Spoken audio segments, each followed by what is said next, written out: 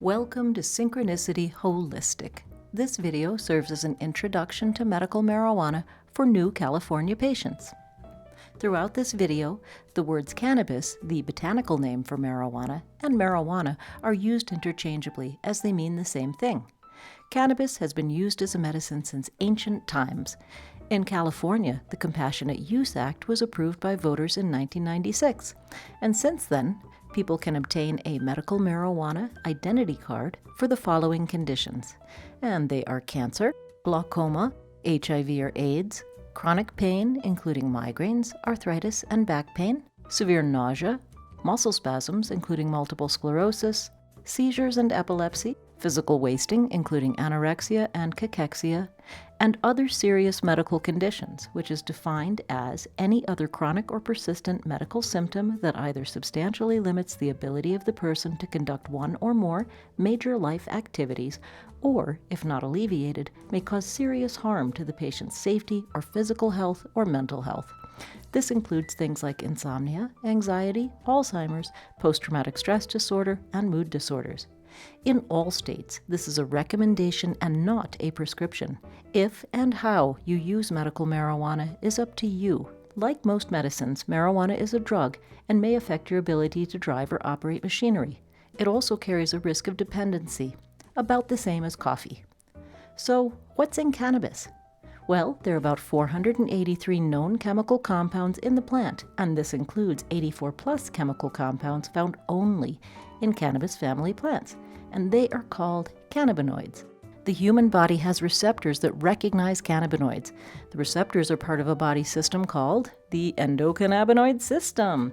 Every single person has an endocannabinoid system because our bodies make cannabis naturally. Natural cannabinoids include anandamide, the first human-made cannabinoid identified.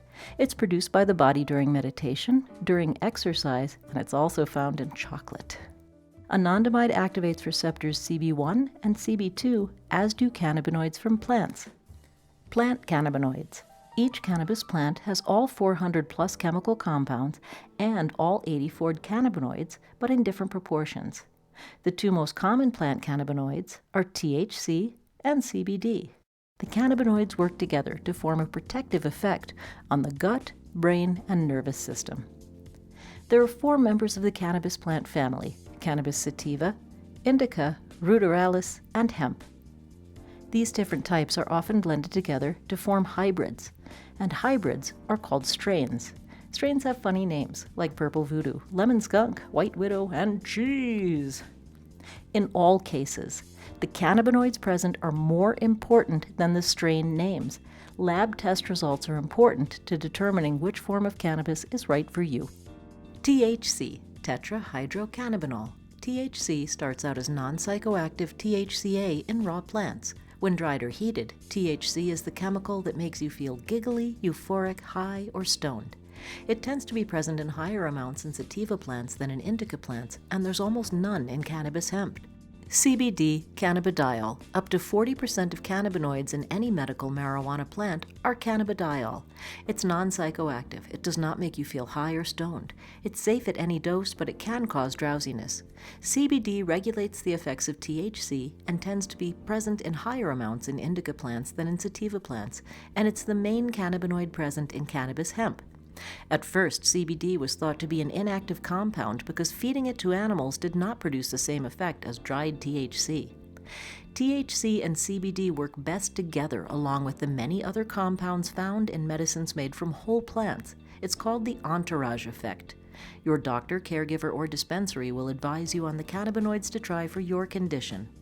So, enough science. Let's look at common forms of medical marijuana. The fastest way to get medical marijuana into your body is to inhale it, and that means smoking, vaporizing, or dabs. These all take effect quickly. You feel the effect of smoking marijuana in 1 to 5 minutes, but it also wears off quickly. The effects are out of your body in 1 to 3 hours. But at 500 degrees, lighting your marijuana with a flame destroys some of the medical compounds and carcinogens are released. Unlike tobacco, there are no reported cases of lung cancer caused by smoking cannabis, so the risks are not known. Vaporizing uses a low-temperature electronic cigarette. It has the same quick onset and short duration as smoking, but there's less waste, as none of the cannabinoids burn up. It uses either whole herbs or concentrated oils. Dabs are highly potent forms of concentrated cannabis, typically made from hash oil. Like most drugs, the effects of cannabis are stronger at the start and a tolerance develops over time. Dabs are for experienced users only. We do not recommend dabs for patients new to medical marijuana, as overdose feelings can result.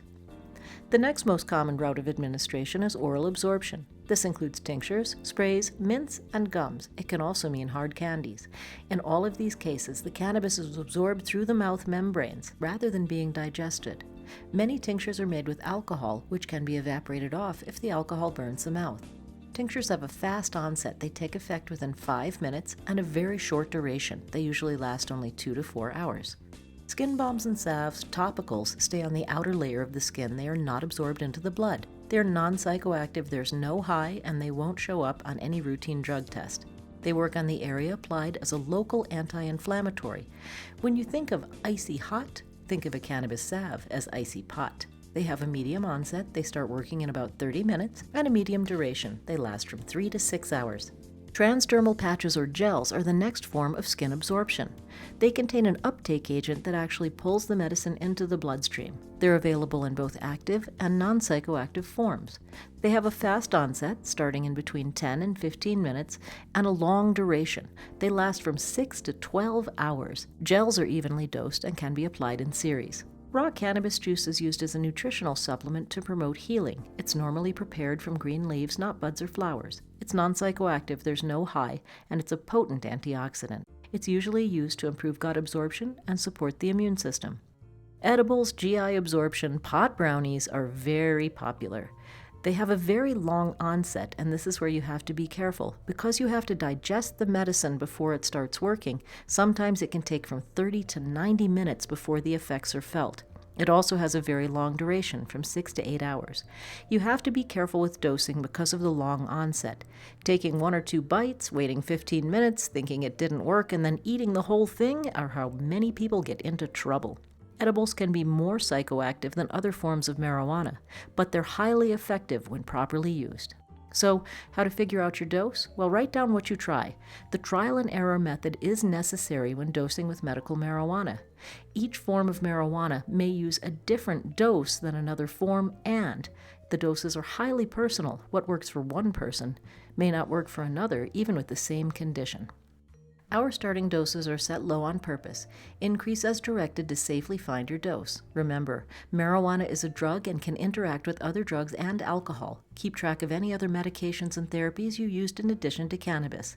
For men and women under 150 pounds, we recommend a starting dose of 2.5 to 5 milligrams, and that's for an edible, a capsule, or any other measured dose medicine. For 150 pounds plus, with low body fat, 5 to 10 milligrams, and over 200 pounds or high body fat, 5 to 15 milligrams.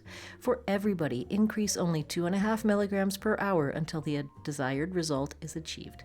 So what to do if you get too much? Signs of THC overdose can be mild: rapid heartbeat, dry mouth, red eyes, dizziness, and a form of lethargy known as couch lock. They can also be severe: acute paranoia, difficulty standing or walking, feeling like you're dying, and difficulty maintaining consciousness. Overdose help. Well, there is no known antidote for too much THC. We recommend you lay down in a safe place, ask a friend to stay with you if you need, try and breathe normally, and sleep it off. Remind yourself no one has ever died of a cannabis overdose. For most people, cannabis is symptom relief and not a cure. Therefore, it works best when combined with healthy behaviors. Go play outside. Get good nutrition. Get good sleep. And try to relieve stress every day. One last word from Jocelyn Elders, former U.S. Surgeon General. The evidence is overwhelming that marijuana can relieve certain types of pain, nausea, vomiting, and other symptoms caused by such illnesses as multiple sclerosis, cancer, and AIDS, or by the harsh drugs sometimes used to treat them. And it can do so with remarkable safety. Indeed, marijuana is less toxic than many of the drugs physicians prescribe every day.